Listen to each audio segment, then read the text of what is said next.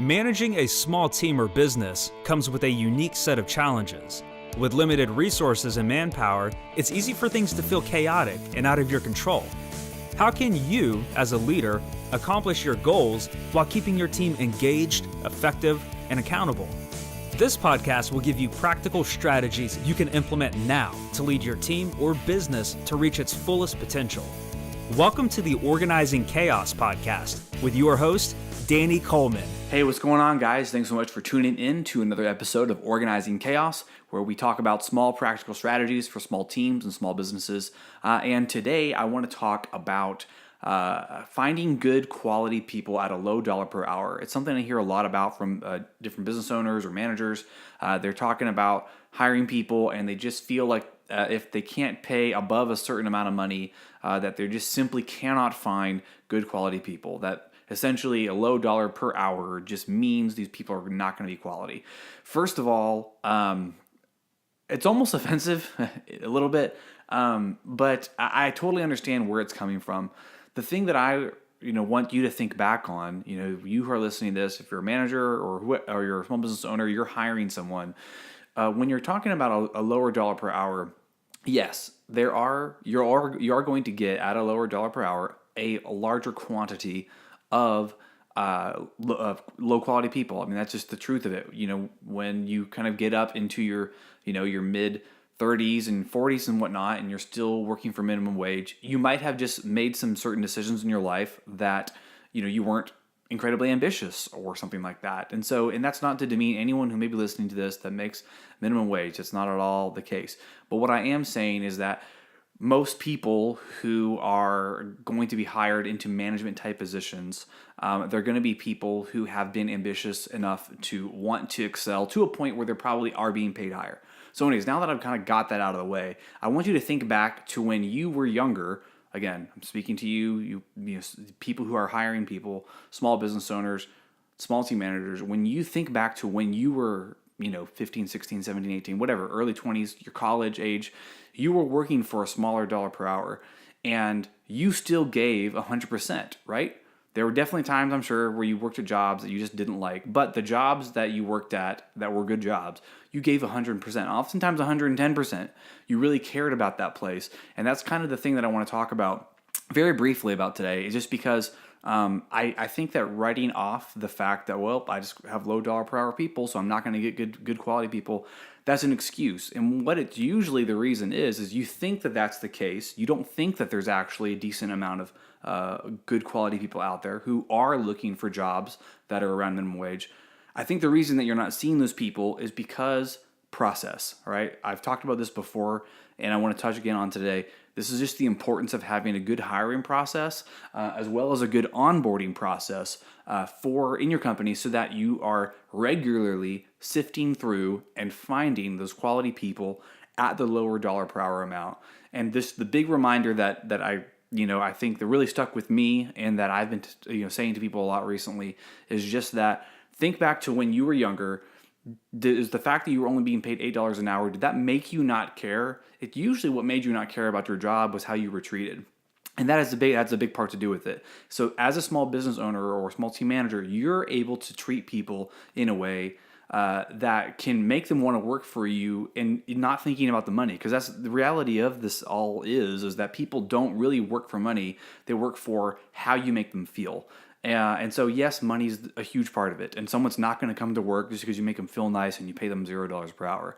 But what I'm trying to get at here is that people are going to go above and beyond for you, and they're going to exceed what you may need at that lower dollar per hour position that you have. They're going to exceed your expectations there, and they're going to overachieve not when you've thrown more money at them, but when you've caused them to become engaged. You're engaging them, you're letting them make decisions, you're rewarding them and praising them, and you're developing them. Then those people are going to feel indebted to you because they like being around you. You're helping them become a better version of themselves. And so when you're paying somebody minimum wage, remember that the most competitive advantage that you have now at this point, because since you had to hire them at that low dollar per hour, the most competitive advantage that you have, the best thing you can possibly do is figure out how to treat them well and how to develop them. And then they're going to go above and beyond what you're going to ever expect from somebody who's a low dollar per hour person. And I'm going to do, actually, it's on my topic list. That's another thing I want to get into, just a competitive advantage of culture. But that's a different topic altogether. And actually, it might be probably 2 episodes from now is when I'm going to cover that. So, jumping into the practical stuff, what you need to do is have a good hiring process. Now, if you don't have a hiring process already, you've been watching my show, or you ever listened to the outro, I talk about a hiring guide that I put together. I did put a hiring guide together that can give you a decent process. It's not granular. I've not got granular with this hiring process yet. I am working on that. It's going to be something in the future that I develop, and it's going to be another giveaway. But this free hiring guide, you can go to my website right now, www.dannycoleman.me.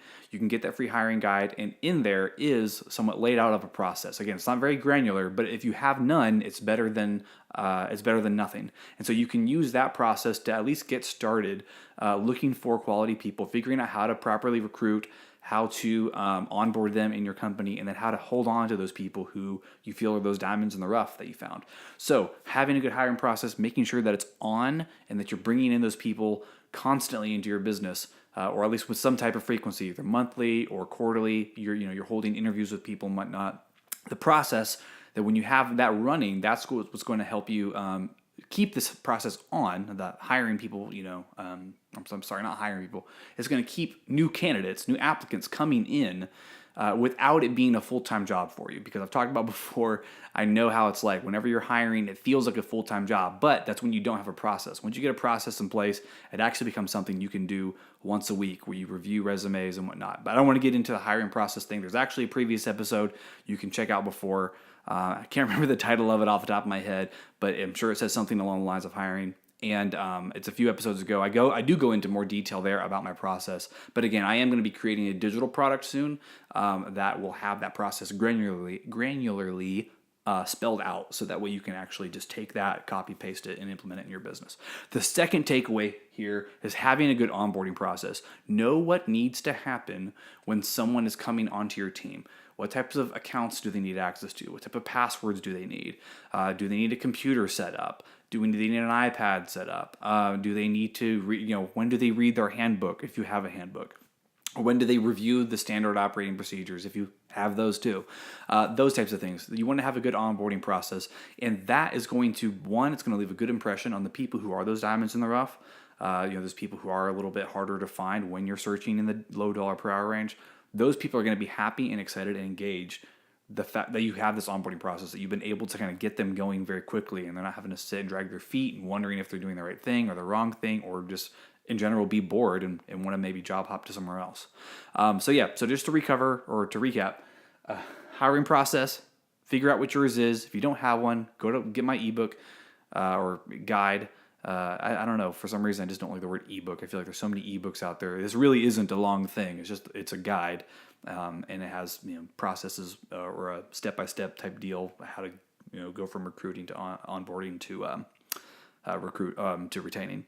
So go get that ebook, there I go again. Go get that guide, the e-guide, and get that downloaded. Put that in your business. Do something, like I said, rather than nothing. Have that process going. Start getting familiar with what your process is going to look like. And again, in there, I have stuff like interview templates and whatnot. You can know what kind of questions to be asking people to understand and whatnot, what they do. I'm saying whatnot a lot. And then onboarding process. Make sure you've got one for the positions that you're hiring for. That way you're able to get people in their seats and engaged as soon as possible. So I hope that this was a helpful episode to you. Remember, you at one point were working for minimum wage or close to it, and you were a decent person and you were quality, right? And so maybe you're not the quality, maybe then, and now there is a difference, and of course there's going to be a difference. But just remember, if you gave your all to somebody for a low dollar per hour, then there are other people out there as well who are going to do the same thing. So don't be so naive to think that you're the only hard worker who will, scrap for nothing. There's other people out there who are looking to do that too. So again, thanks so much for watching this. If you watch it on YouTube or if you're listening on the audio only version, thank you so much. I really appreciate it if you could leave me a review. Again, if you are on YouTube watching this, leave me a comment. If you know anyone that this could help, share, like, subscribe, all that fancy jazz, and be sure to follow me on my social profiles. I got Twitter and Instagram. I don't really do much on Twitter. Do more on Instagram. You can get me at I am Danny Coleman. That should be floating up here at the bottom of the video, if you're watching the video version. And you can always shoot me an email, danny@dannycoleman.me. I'd be happy to take any of your questions and help you out with whatever it is you're facing. Thank you again so much, guys. Have a great rest of your day.